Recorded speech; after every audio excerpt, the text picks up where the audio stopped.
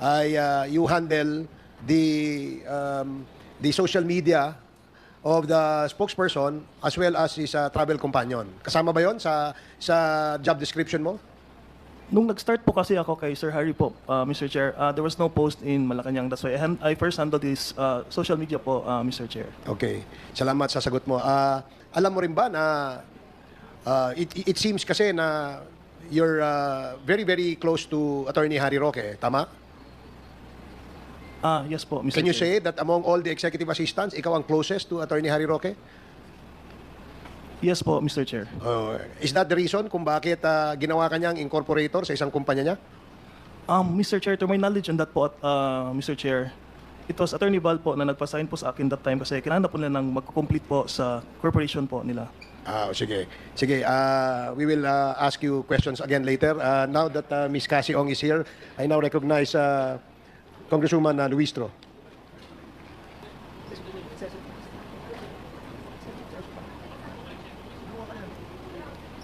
Mr. Chair, I wish to invite the attention of Cassie Ong Cassie, as I propound questions to the other resource speakers. Ms. Baterna, do you know Ms. Cassandra L. Ong? Yes po, Madam Chair. Kilala mo si Cassandra Li Ong. Yes po, Madam Chair. Bakit mo siya kilala? Parang siya po yung boss ko po, Mr. Chair. Siya ang boss mo. Yes po, And Madam as Chair. your boss, anong mga orders ang ibinigay niya sa'yo at sinunod mo? Aside from signing documents po, Madam Chair. What else, Ms. Baterna? Ano pa ang mga iniuutos sa'yo ni Cassandra Ong bilang boss mo?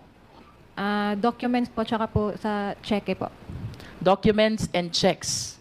Na kaninong pangalan yung mga cheque? Meron po akong nakapangalan sa akin, Madam Chair. And what do you do with those checks which are in your name? Anong ginagawa mo doon sa mga checking nasa pangalan mo? Minsan po nag-uutos po siya, halimbawa, mag-issue ka ng, halimbawa po, 10 pieces worth of like 15,000, ganun po. Tapos sinusulat ko po. In other words, Ms. Baterna, ikaw ay taga-issue at taga-perma lamang. Tama ba? Tama po, Madam Chair. Pagkaka-issue at pagkaka-perma mo, ibinibigay mo na kay Cassandra Ong at si Cassandra Ong na ang bahala kung anong gagamitin niya sa cheque. Tama ba? Yes po, Madam Chair. I remember you committed last time to execute a waiver para sa iyong bank accounts. You're giving the committee the authority to see all information about your bank accounts. Do you confirm? Yes po, Madam Chair. Have you executed that waiver, Ms. Baterna? Yes po. May we know from the COMSEC if we have requested information already from the banks? Comsec? Your Honors, Mr. Chair, just this morning,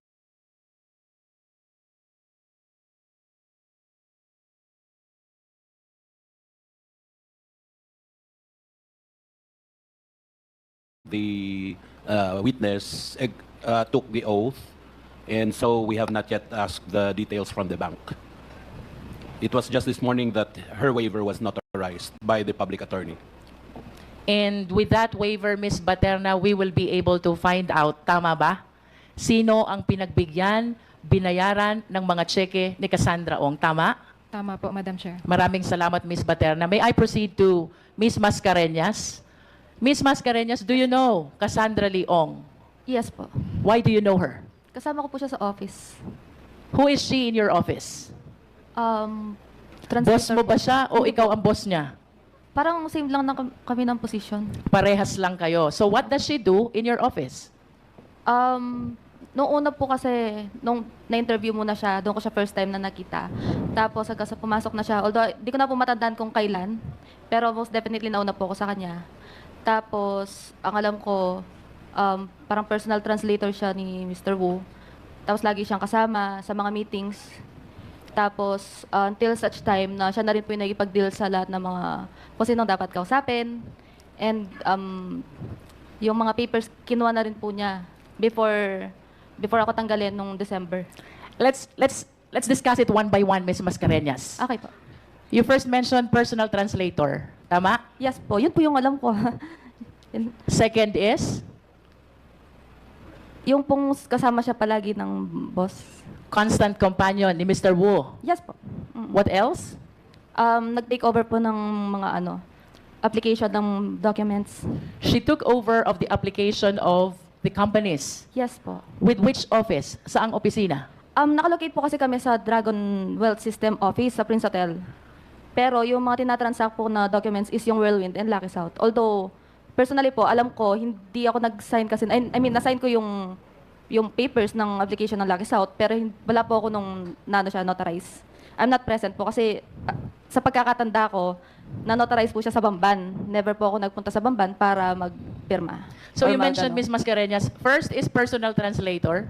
Second is constant companion. Yes po. Third, she took over of all the application documents of Lucky South and Whirlwind. Yes. And if my memory serves me right, the fourth one that you said, he deals and meets Yes. with the people concerning Lucky South and Whirlwind. Do you confirm this?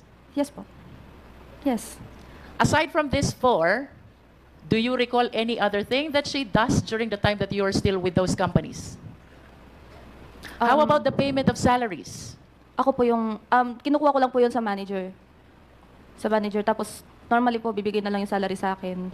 Iabot ko lang siya dun sa kasama ko sa office. Pero sa ibang staff, and kitchen staff, ibang staff, sila na po yung nagbibigay. You mentioned earlier about Mr. Wu. Yes po. Who is Mr. Wu? Big boss po.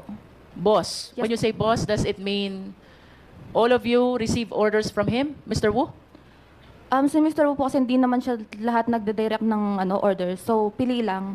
So from whom do you receive order, Ms. Mascareñas? Mr. Wu po. Mr. Wu. Yes, How nakadirect about po the sa other employees in the company? From whom do they receive orders? Managers po, mga Chinese managers. Chinese managers. Among the Filipinos who are there and below the level of Mr. Wu and the managers Chinese, sino sa inyo ang pinakatanungin at nagde-decide about the operation of Lucky South and Whirlwind? Kasi po nung nandun ako, wala pa pong operation. I think nag-start siya around 2020 based sa mga naririnig ko po dito sa hearing. As far as I'm concerned, hindi ko po sure ha. Ang alam ko po, silang nag-usap. Si What do you Miss mean sila? Cassie, si Mr. Wu po and Cassie and Chinese manager. By po. Cassie, are you referring to Cassandra Ong? Yes po. Given the fact na personal translator, constant companion, he took over of all the documents, and he meets with the contracting parties of these companies. Would Yes, you agree Mr. with me if I would say, malaki ang kinalaman ni Cassie Ong sa lahat ng activities ng mga companies na ito? Yes po. You said based yes. Yes po. Siya po yung palagi kasama eh. Thank you. May I proceed to Mr. De La Serna?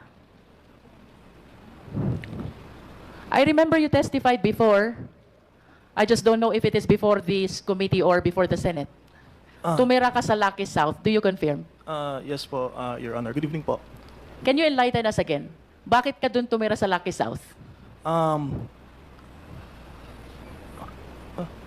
Pakiulit po, Your Honor.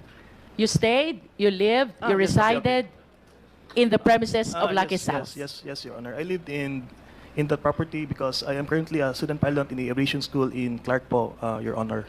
You were a student of aviation? An aviation school kahit ngayon po, Your Honor, I'm currently a student in an aviation school in Pampanga But po. during the time that you were still living in Lucky South, bakit ka tumira doon? Because I am studying in a aviation school in Pampanga po, Your Honor. I see. You lived inside the premises of Lucky South because you were studying aviation in Pampanga. Yes po, I'm currently a student pilot po in Please, Pampanga. please limit your answer to the questions. Yes Now, po. Mr. De La Serna, can you tell us the inclusive date when you were living inside the premises of Lucky South? Kailan ka nag-umpisa at kailan natapos yung pagtira mo sa Lucky South?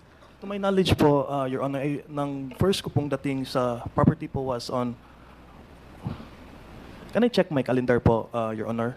Just the approximate date, Mr. De La Serna. Around November po ako first nagpunta po. November, that is 2000? 2023 po, last year po, Your Honor. November 2023 until? Andun pa po yung gamit ko until now po, Your Honor. Until now, until the raid. Yes po, Your Honor. Mabuti hindi ka nasama sa raid. Andun lang po yung mga gamit ko, Your Honor, but meron na pong nakitang room for rent in Pampanga. Are you trying to tell us na nung nag-conduct ng raid, hindi ka na nakatira doon sa Lucky South? Yes po, Your Honor, pero andun po yung iba ko pong gamit po. So saan ka nakatira nung nagkaroon ng raid sa Lucky South? I rent a place po near my school na po, Your Honor. In other words, kaya ka wala doon sa lugar during the raid dahil ibang lugar na ang tinitirahan mo, tama? Yes po, Your Honor. And can you please tell us, are you paying for the lodging in Lucky South? No po, Your Honor. So you were staying in Lucky South for free. Tama? Po, Your Honor. And how far is Lucky South from your aviation school? 10 to 15 minutes po, Your Honor. 10 to 15 minutes. So it is close. Tama? Yes, Your Honor. And who allowed you to live inside Lucky South? Ang kinakausap ko is Ma'am Cassandra Li Ong po, Your Honor. Which means, Mr. De La Serna, kapag may titirang mga tao sa Lucky South, it is Cassie Ong who decides. Yun ang hindi ko po. But in my case po, Your Honor, siya po yung kausap ko. Sa iba, Aside from you, may iba pa bang nakikitira dun sa Lucky South? hindi ko po alam, Your Honor. But based on your daily observation, syempre doon ka nakatira. Umuwi ka doon, umaalis ka doon. That is your daily routine. Yes, Wala ka ma'am. bang ibang nakikita o napapansin na nakatira other than you? Nakastay ako sa lodging houses ng employees nila, Your Honor. So, may nakikita naman po akong tao, Your Honor. Are you an employee of Lucky South? No po, Your Honor. So, do you confirm na ikaw ang nag-iisang pinatira na hindi naman empleyado ng Lucky South? I can only confirm na nagstay po ako doon, Your Honor. Pero if may iba pong nagstay doon, I cannot confirm po. But at least you can confirm, wala ka ng ibang kilala na hindi empleyado na pinatira doon sa Lucky South. Tama? Yes po, Your Honor. What is so special about you? Bakit ka pinatira doon ng Lucky South? I was properly introduced by my previous employer po, Attorney Roque po, Your Honor. And who is Attorney Roque to Cassandra Ong? Ang alam ko po, Your Honor, he handles the ejection case of Whirlwind Corporation po. He handles the case for ejection, Yes po. ejectment. Yes po, Your Honor. And of course, si Cassie Ong, may iba naman silang mga lawyers eh. Pero bakit walang ibang pinatitira doon na mga empleyado? Why only you?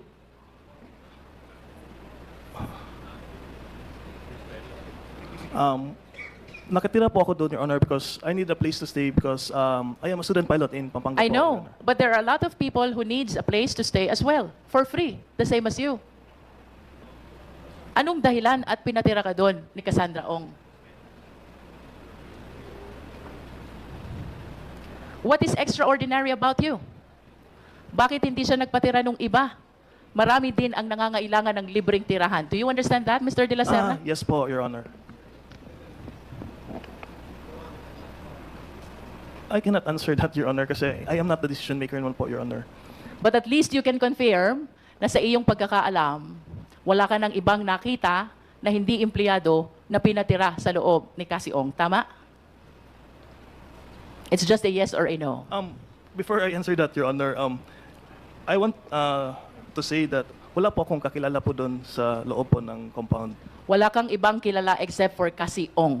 Yes po, Your Honor. And the reason kung bakit tumira ka doon is because Cassie Ong has the authority to decide for Lucky South. Tama? Yes. Otherwise, hindi ka makakatira sa loob ng Lucky South. Okay po, Your Honor. I wish to direct the next question to the PAGCOR, perhaps Attorney Fernandez, to lessen the burden of Chairman Altenco. I just want to confirm again. You know Cassie Ong. Yes, ma'am. Why do you know her? She went to our office po regarding Lucky South 99 po, regarding po the arrears that they have po in 2023. And she was representing which company? Lucky South 99. And she was accompanied by? Attorney Roque po. Yes. In other words, she went to your office to represent Lucky South along with a lawyer in the person of Attorney Harry Roque. Yes, ma'am. Can we hear from PAOK?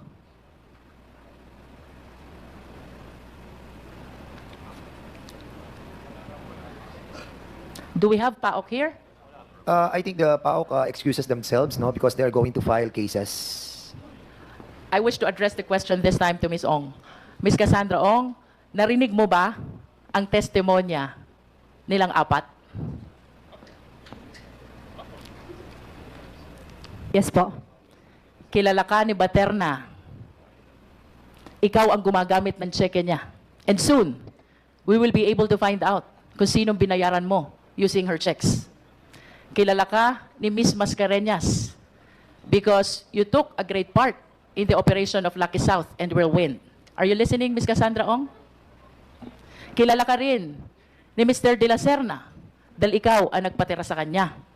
Kilala ka rin ng taga-PAGCOR dahil ikaw, kasama ni Attorney Harry Roque, ang naglalakad ng papeles ng Lucky South. You acknowledge that? Mr. Ano po, pwede po ako humingi ng 2 minutes to consult my lawyer. 2 minutes for what? Tinatanong ko lang kung naiintindihan mo. Nakilala ka nilang 4. Yes po. Of course. And are you aware of the case that has been filed already by PAOK with a Chinese national who were arrested within the premises of Lucky South? Alam mo ba kung anong kaso na ang isinampa? Hindi po. They were charged with qualified human trafficking. And by qualified human trafficking, Ms. Cassandra Ong, kagaya ng inexplain sa iyo ni Chairman Dan Fernandez, non-bailable offense yan. It is a capital offense. And with your direct participation in the operation of this Lucky South, there is a strong probability that you will be indicted as well for the crime of qualified human trafficking. Dahil sa testimonya nila at ng mga lulutang pang testigo, maaring ikaw ay masampahan din ng qualified human trafficking, walang piyensa, capital offense. Nakahanda ka ba dito, Ms. Ong?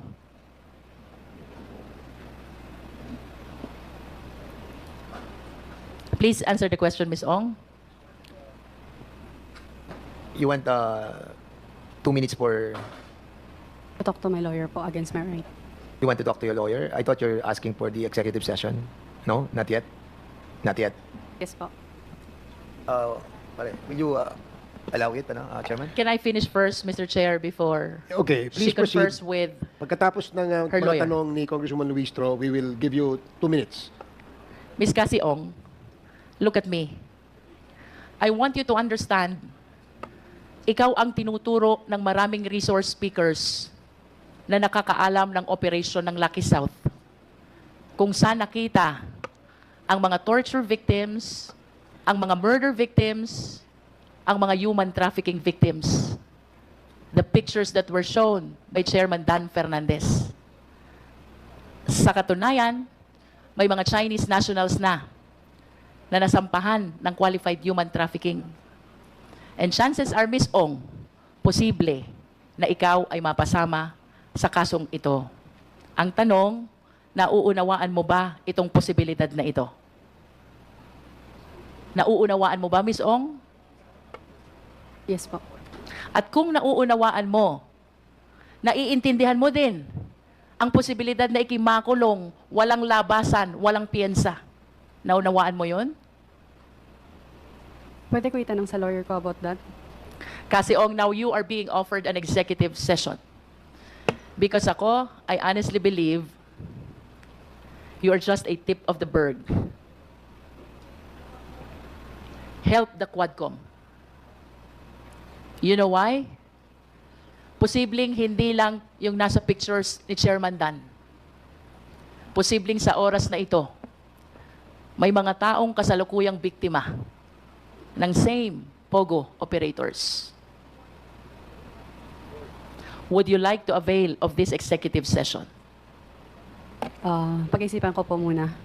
I am done, Mr. Chair. Okay, thank you, Congresswoman Jinky Luistro. 1 minute suspension to give the witness time to confer with her lawyer.